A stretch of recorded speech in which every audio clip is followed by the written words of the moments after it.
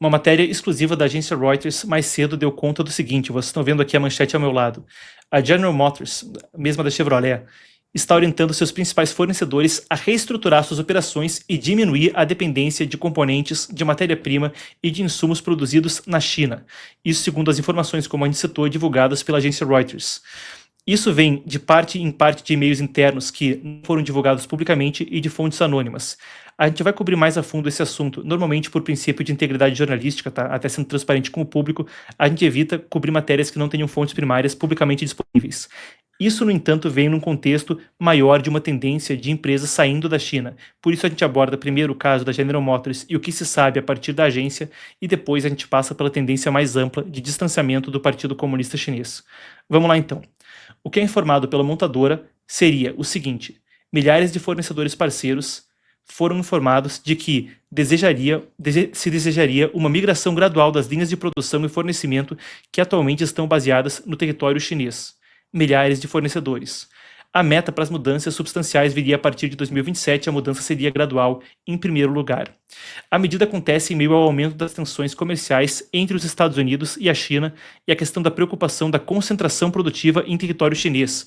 Quando a gente fala da política tarifária americana, o Stephen Mirand, que é o economista, talvez chefe por trás disso tudo, fala a respeito do exemplo das máscaras chinesas. Lá atrás, na pandemia, por exemplo, quando os Estados Unidos queriam adquirir máscaras hospitalares, havia uma concentração da produção na China, o que dificultava o acesso.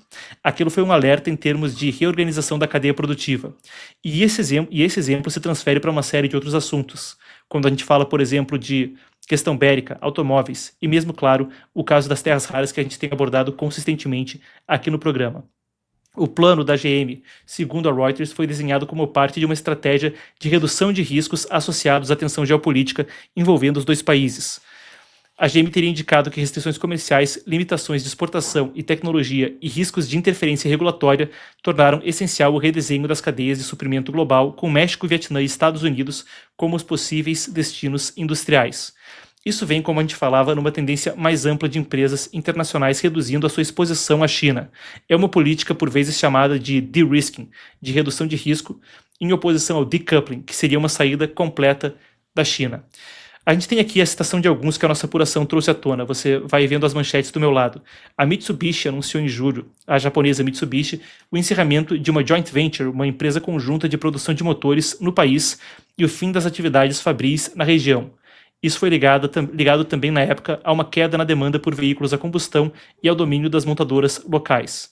Depois, no segmento de software e tecnologia, a empresa americana SAS Institute confirmou o encerramento das suas operações diretas na China depois de 2 décadas de atividade. A companhia informou ainda que vai continuar a atender clientes locais por meio de parceiros terceirizados, mas sem presença própria ou estrutura corporativa local. Demitiram 400 funcionários.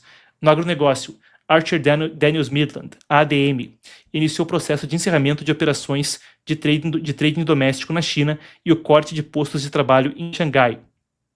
Isso aí é parte do panorama. A Microsoft, ainda acrescentando, também planeja transferir a produção dos dispositivos da linha Surface e de servidores para fora da China a partir de 2026.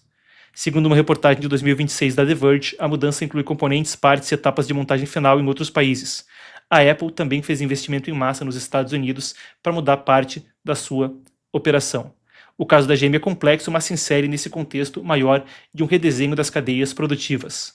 A partir daí, a gente destaca 3 pontos do porquê isso traz um quê tão interessante. Primeiro, uma das questões que tem sido amplamente discutida no debate público americano é o tratamento que o Partido Comunista Chinês dá a empresas. O Patrick McGee, jornalista que cobriu a Apple por muito tempo no Financial Times no Reino Unido, publicou recentemente um livro chamado Apple in China, a Apple na China, a captura de uma das principais empresas do mundo. Lá ele detalha como o Partido Comunista Chinês, dando tratamento por vezes de colocar o empresariado de joelhos, acabou, por um lado, recebendo investimento em massa pela mão de obra barata, por outro lado, executando roubo de propriedade intelectual em massa e treinando mão de obra. Ao longo do tempo, substituindo empresas americanas e mudando o perfil da concorrência. Pode parecer uma coisa que está até além do que seria razoável, mas quando a gente está falando de empresas como a Apple investindo 55 bilhões com B de bola, esse é o número que ele dá no livro, por ano na China, Coisa que, quando se fala de assistencialismo, do plano Marshall americano na Europa, coisas que estão aí no mesmo patamar ou para muito além no caso do investimento da Apple na China. Isso muda o perfil dos mercados. O segundo ponto de análise, as tarifas fazendo efeito. A ideia era trazer de volta para os Estados Unidos a indústria siderúrgica e a indústria de metal mecânica pesada.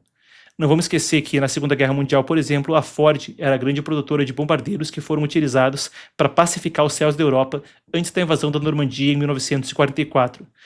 Essa política parece agora fazer efeito quando a gente vê o caso concreto da GM pedindo que milhares de fornecedores saiam da China. Uma mudança nas cadeias fabris que dá o tom de uma economia em tempo de guerra ou uma economia pelo menos preparada para tempo de guerra. Depois, o terceiro take, a terceira questão para análise. A agenda de Trump para as empresas parece prosseguir. Quando a gente falava do primeiro semestre dessa gestão, ou indo até antes, na reta final do governo Biden, quando a eleição de Trump começava a ganhar vapor, começava a ganhar então intensidade nas pesquisas, se viu uma agenda woke colapsando nas empresas. Escândalo da Bud Light, depois escândalo da Target e por aí vai, com uma série de empresas encerrando as suas políticas de diversidade, equidade e inclusão. Ford, Harley Davidson, Walmart, Target. Era um cenário onde menos e menos havia esse tipo de discurso dentro das empresas nos Estados Unidos.